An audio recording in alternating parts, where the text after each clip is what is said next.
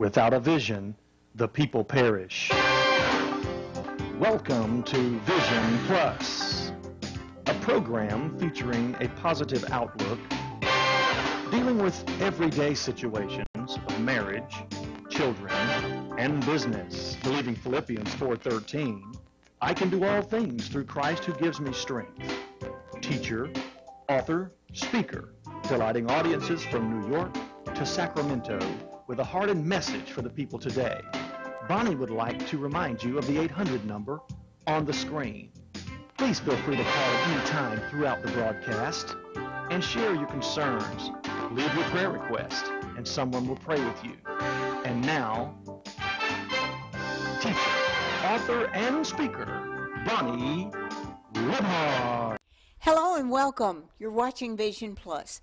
I'm Bonnie Libhart, and along with me is Amy and Chuck Underwood. Chuck works at In Video. He can tell us a little bit about what that sounds exciting just to hear about it. And Amy is at home with Gabe and Alex. You may have someone in your family. It could be you. I always love how the preacher says, I'm sure it's no one in our audience, but it could be someone that you know of that owes a little bit of money and you're actually wondering, what am I going to do with all the holiday season coming up so that I'll have everything from gas money to gift money to giving money? And so we may have an answer for you today, but even more so is what's in the future, and we want you to find that out. I know that Tony and I, over our many years of marriage, and of course I married in grade school and married an older man. He's 12 days older than I am, but you may want to get a copy of this tape or the DVD that is run, and whether you're here in the Huntsville, Alabama area, or you could be anywhere in the world watching this by computer, and you may want to find out more about how in the world am I going to have enough money to make it, and is there a solution? Has anyone ever been as far in debt as I am, and what are we going to do to help you? Well, these two people, Amy and Chuck, it's really interesting what they have gone through. So first of all, they made a decision that I hope that every woman in the United States will make, and that is that Amy is staying home with Gabe and Alex with her children, and that would be something I wish I had done more of when my children were small, but I just thought I had to get out and work also. So let's see how they handle it. First of all, welcome, Amy. Thank you. It's good to be here. And also Chuck. Hello, how you doing? And tell me a little bit about In Video. It's a 3D graphics company. I work there as an electrical engineer working for the place and route, and we design and create 3D graphics video cards. Well, and you stay at home with Alex and Gabe. That's correct. Gabe will be 5 in a few months, and Alex just turned 1. Mm-hmm. So we have our hands busy with 2 boys, and they are just constantly on the go.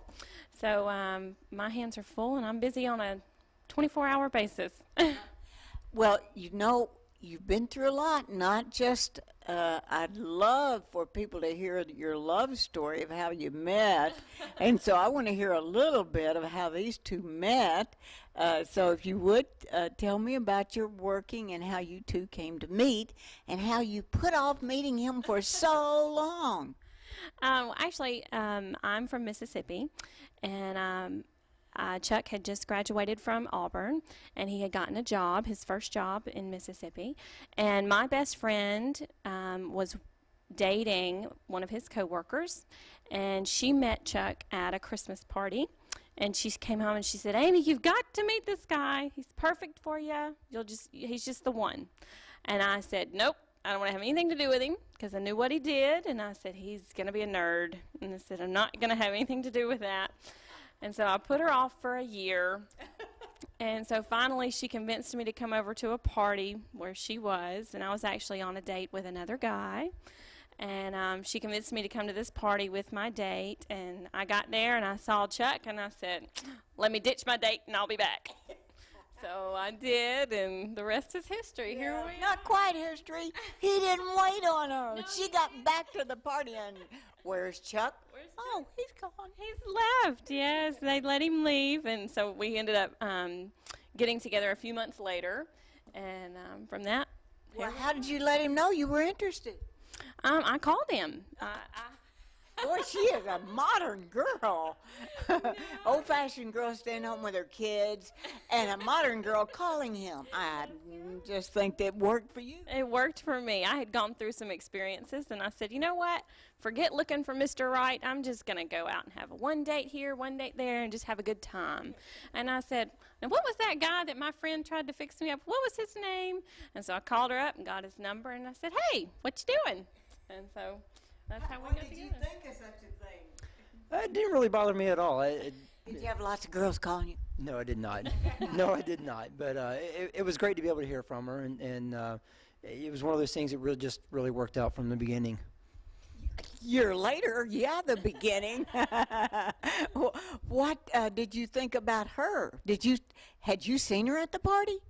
Yeah, we had met, and it was one of those things where nobody had mentioned to me that I was supposed to really be meeting her, and so she came, she showed up. I said, hey, how you doing? We talked for a few minutes, but other than that, there wasn't really much discussion that we had there at the party, and so we didn't really get to talk and start meeting until much later, until a couple of months when she finally did call me. Why didn't you call her? Didn't really know that she was available at the time. Yeah, if she's out with another guy, you wouldn't want to decide, well, but all's fair in love and war. As long as that ring's not on the finger, it's still open hunting. Anyway, you ended up getting married. How soon? It was a year. We dated for a year, and then. So that's 2 years after you first heard about him. Right, 2 years, and he proposed after a year, and then we were engaged. I mean, we were married 6 months later. So it's 2.5 years. My goodness. I don't know how modern this is. Usually me today, married tomorrow. Well, back in the olden days it was. Tony and I met and had 2 dates, I think, because I wasn't supposed to date students, and he was a student. And so we just had to get married since we weren't allowed to date students. But he was in the Marine Corps and one of those, another engineer, Penn State, but he wasn't a nerd. I thought he would be, but he wasn't. And your Chuck wasn't a nerd either, was he? He wasn't. Not a bit. He was a good-looking engineer. Well, I ditched my date. Now, you were married for a while, and you went to the East Coast to live, didn't you? Tell us a little. To Tennessee. Oh, We went to Tennessee. How long were we married? We've been married for probably about 3 or 4 months, and decided that we wanted to change the scenery. Amy had grown up and lived in the same city all of her life, and decided she wanted something different, and I really was not against that idea, so I called up one of my friends who I used to work with, and we moved up to the Knoxville, Tennessee area. That's east for me, because I was born in Arkansas. And you lived in Knoxville, and then something happened. What happened at that time? Well, we basically went into work one day, and got to my cubicle, looked up, and one of the managers came by and said, hey, Chuck, we need to talk with you. So he brought me over into one of the manager's offices. I walked in. One of the main guys are sitting in there, and I walk in thinking, yeah, this can't be good at all. And sure enough, he announced that that day they were going to be letting off about 25% of our office. And so they cut about 11 or 12 people from one day and just laid them off, said thanks. We appreciate what you've done for us, but that's going to be it. Here's 2 weeks severance pay and don't come back. So that's the middle of the day that you hear about it. Or it's not the end of the day, is it? Well, no, it was pretty much as soon as we got into work. I had been there for maybe half an hour, and they started calling people in and letting people know about it. So it was very early that morning. We've been through that. Tony got home one morning. He came home at 9 o'clock in the morning, and of course he goes to work or would go to work or always has, 7 a.m. or something, but normally be there 8 to 5. if he worked regular days and he came home at 9. Now, I had a bunch of people at my house, and he said, "Oh, I just came home to be with you." So he didn't tell me, and my brain wasn't catching it. You know, what's going on? Why is he here? So how did you tell Amy? I mean, you had to go home. Well, I did. She had an appointment that day, and so I ended up making it home shortly before her appointment, and really did not hit her to begin with when we first got there. And she just kind of looked up and she's like, "Well, what are you doing home?" And I said, "Well, we need to talk." And I think about that time, it really began to sink into her that, okay, he's home. He's not supposed to be home. Something's not good with this. And so we sat down, we talked about it, and it was one of those where we start looking around going, what do we do now? What do we do now? We had no idea. We had not been put into a situation like that, anything close to it. And so it was really a time of panic for us in the literal sense. We have a 6-month-old at home at the time, and we look up and we have no idea what we're going to do, where we're going to go, how we're going to handle this. Now, you had no money saved, or what was your saving situation? And Amy is staying home with the 6-month-old, so she's not working, doesn't have that income. So what did you two do that first 2-3 days? Well, what we did for the first 2 or 3 days is sit around and feeling sorry for ourselves, really. And after that, we looked up and we said, okay, we've got to do something. So I started drawing unemployment. It's a necessary evil, something that I did not enjoy having to do. It makes you feel like you're a less of a person because I'm having to do something like that. But we also knew that we had to do something. You had to take care of the situation we were in. So we ended up doing a little bit of a role reversal, where Amy went back to work and I ended up staying home with with Gabe. And at that point, we basically went through the next 6 months trying to find a new job. I stayed home, did a job search, looked around, see what I could find, and Amy went to work back at the job that she used to be working at. What was that, Amy? Actually, I was working with a temp agency, and I was working for International Truck and Engine through that temp agency, and I was doing collections and things for them. You understood everyone's situation when you called them to collect money. Well, it was a different. It was actually kind of a flip of collections. I was actually calling our vendors to make sure that we had paid our bills that we were supposed to have paid. So it was an interesting job, and I enjoyed it. But it really made me appreciate being at home with Gabe, and that gave me a true sense of enjoyment for when I went back, to know that that's really what I was supposed to be doing, was staying home with him. And you had an opportunity to connect with Gabe, and so what was that time like? Could you even relax, not knowing you hadn't saved it? I think you'd told us you had not saved any money, and you weren't ready. Had you bought? I mean, you'd been married about a year now, hadn't you? Something like that when this happened. It was about 1.5 years, maybe 2 years at that point when we had been married, and no, the savings it was one of those things where everybody plans on it, nobody does it. It's talked about, and we'll get around to it. We were living literally paycheck to paycheck, and at that point you just look up and you go, okay, we don't have that paycheck coming in. Literally, what are we going to do? I know. How did that make you feel with her working and you staying home with Gabe? It didn't bother me as much as it might with some people. Like she said, it was really nice being able to connect with Gabe. It was nice being able to be home with him some. I won't lie and say that I wanted to stay there. It's a very tough job to do. It's something that when you've got to stay home and you've been taken out of your element and what you're used to doing, then you really have to come back and change your whole lifestyle, change your whole mindset with it, and get done what needs to be done with him. But it was nice being able to see him grow over the next 6-month period while I was in the middle of doing a job search. Did you get to see him walk and say the first word and take the first step and some of those things? Sure did. And he was an early walker. He started walking at about 9 months, so 3 months within to that, and then it really becomes more of a chore, because now you're not only are you having to deal with the normal things of a toddler, but now you've got to chase him and reel him in and keep him from out of the stuff that he doesn't need to be getting into also. So you put your feelers out and applied for jobs everywhere. Did you go see Mommy and Daddy and say, hey, help us? Not really. We wanted to really try to get through this on our own as much as possible. There again, we didn't want to have to beg from other people. We wanted to be able to do as much as possible as we really could on our own. And so we had a lot of people offer us. We had some people do some things for us that we were very grateful for, but we really tried. What kinds of things? We had some people here and there. We ended up putting our house on the market and going ahead and selling it. We knew there was very, very little chance that we were going to be staying in the same area once I did find a new job to be working at. And so when we sold the house and got ready to move into an apartment, the church we were a part of was very helpful in that our small group helped us pack a lot of the stuff up, load all of our furniture up. One of our friends had a basement that we were able to store what wouldn't fit into the apartment. We were able to store stuff for free in their basement. We had people helping us out with groceries and some stuff like that a little bit, and trying to get us, kind of going again. Family helped us out with a little bit of money here and there, and doing some stuff with them. Did you ever think of moving back in with either parents' families, any relatives? It was a thought at one point. I think we had kind of gotten to the point where we decided, okay, we're really going to give this 6 months to really try to find something. We'll make it stretch and work that kind of length of time.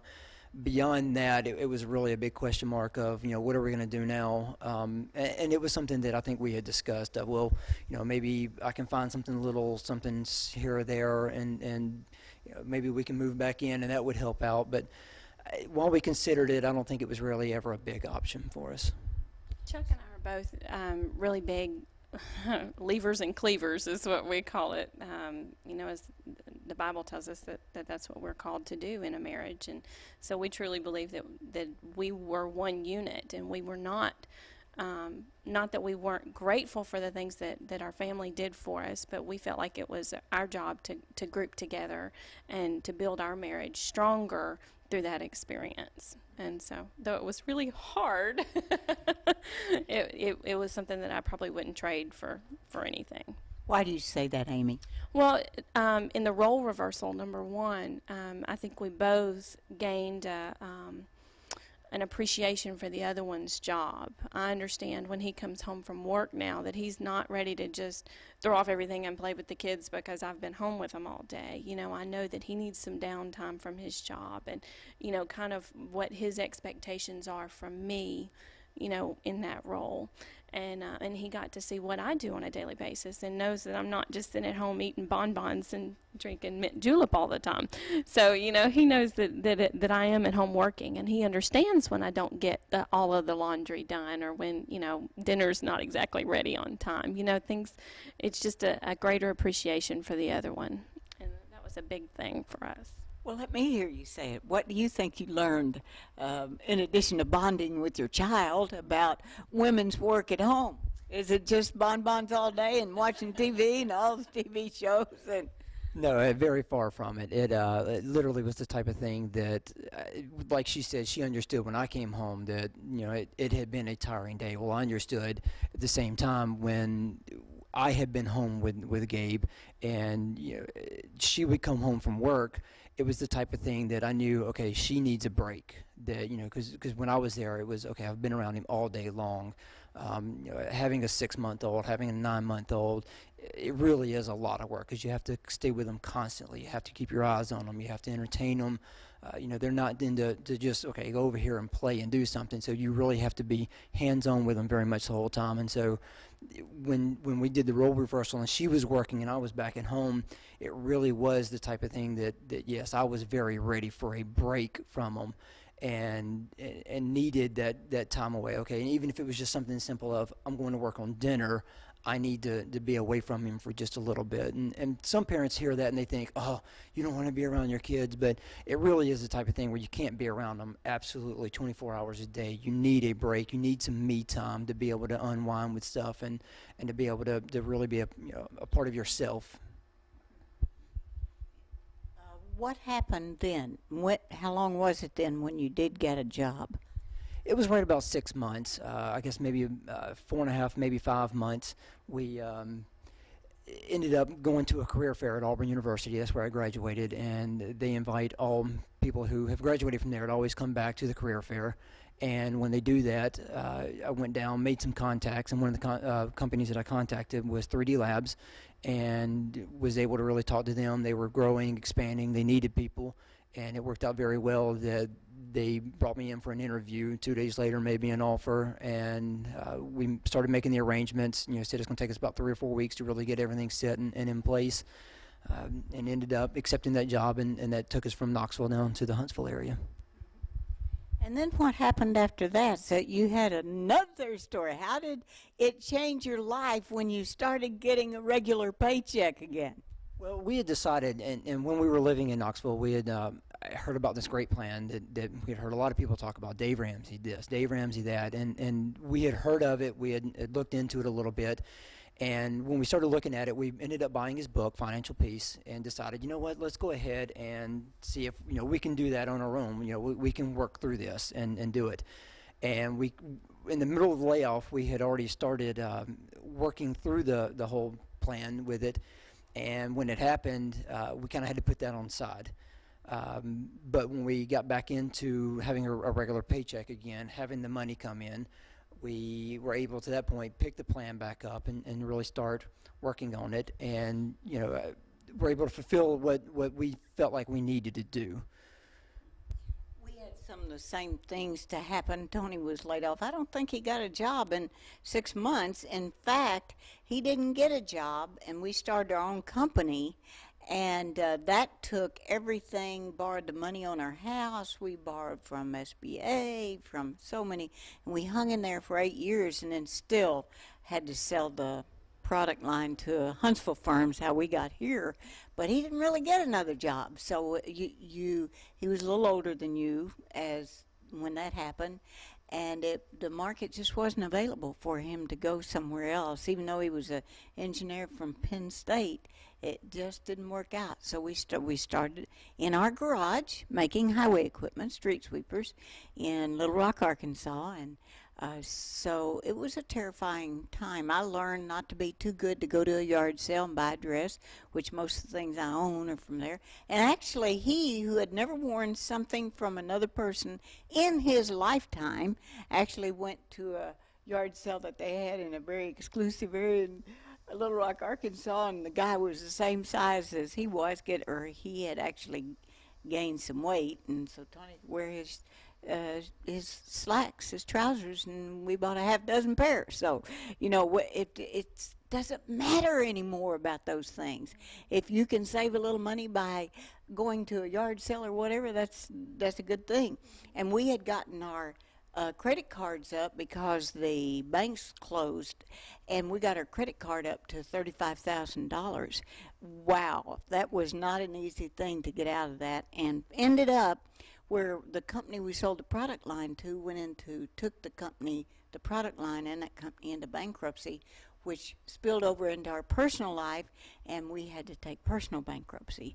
And then we spent the next 10 years paying back the people and finally got everybody paid back. My dad had done that when I was a little girl. He had a Sherwin-Williams store, and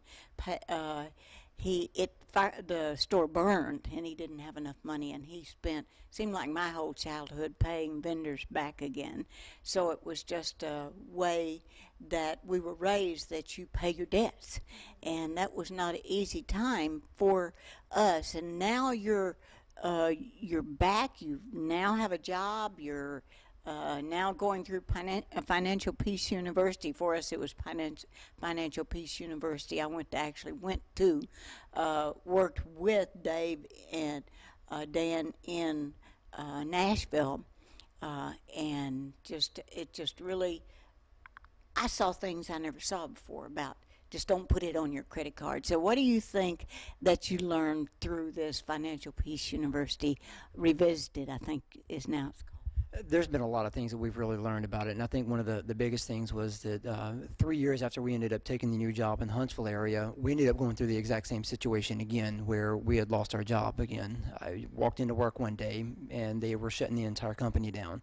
But because of the Financial Peace University and the fact that we had been working our way through that, we were in the middle of working our way through that when the second layoff happened, we were able to look up and say, you know what, we've got 3 to 6 months worth of living expenses. We don't have to go out and just take the first thing that comes along.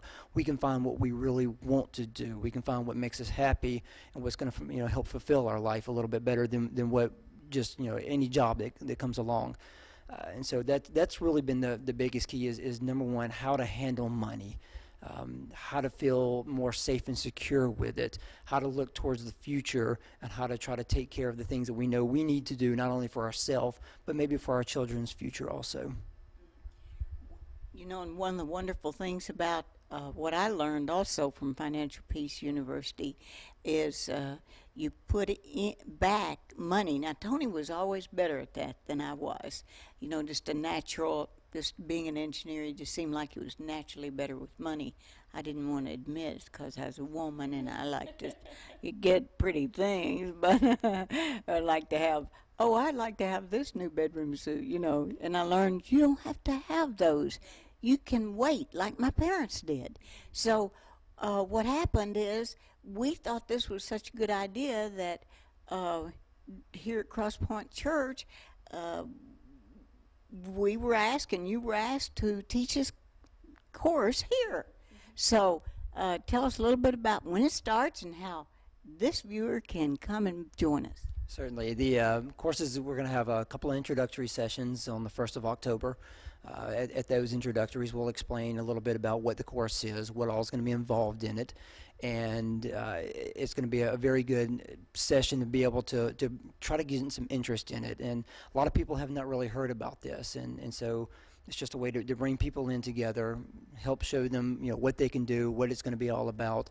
And then after that, it's a 13-week session, covers everything from dumping debt to investments, insurance, real estate.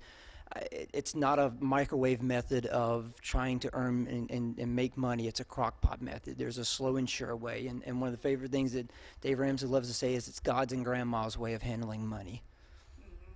Keep it in the little sock under the bed if you have to, or we'll learn some better ways to do that. October the 1st, the number to get in touch, well, I know they can call our toll-free number, and that's 877-823-6886. They can call the Cross Point Church and email the Cross Point Church. Steve Keller could email there. Is area code 256-772-4GOD, for God. For God. Mm-hmm. So just look, that's an easy one. Mm-hmm. For God. 772 for God. Correct. And we think we're going to impact this community by helping people become debt-free. And that's the exciting part about it.